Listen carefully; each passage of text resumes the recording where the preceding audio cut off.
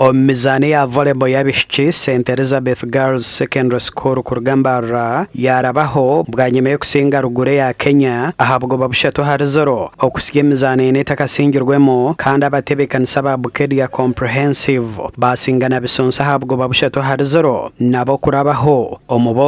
omubojo Bukedia nabwo barabaho bwa nyuma yo kusiga emizani n'abatakasingirwemo no barabe bakine yo muzano gumwe nyenchakare St Augustine yantungamo yasinga kiyaguthe ya Kenya ahabwo babushatu hari kamwe bitu barabaho omukubaka eza Uganda zona zakora kurungi eza mu St Mary's kitenda bine chikopo abasinga rutoze ya Tanzania na gora atana mushanjo hari ya Bernina St Noha yasinga bumara ya Kenya gora nani ibira hari ya 38 kandi eza igitwa Budo SS hamwe na Kawanda SS mu semifinals omuzo kwirukeza atandikeri izoba Kenya yatandika nendi gito bwa nyuma yo kusinga medali munana ezabo Uganda batebekanisa basinga 3 aho Rwanda Tanzania na Burundi tabasinga mudari gona omu basketball St Mary's College kitende hamwe na St Noah zayiyongera kore kamani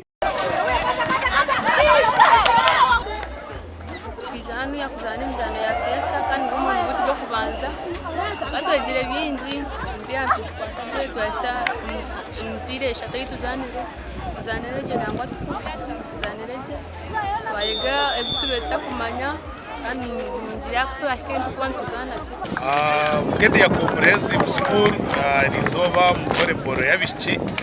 twazana mpira gwito kushembayo kandi twabasa gusenga ishomero rya Nabisusa Girls n'ubwo babushatu hari 0 So St Augustine riyone yakora kurungi kandi hatwasya emizano ena kandi umuzano go kubanza twazanire twabuzana na timu umwe yatungireho ubonero bushatu direct konka emizane ndije 2 tugizanire twazana mu games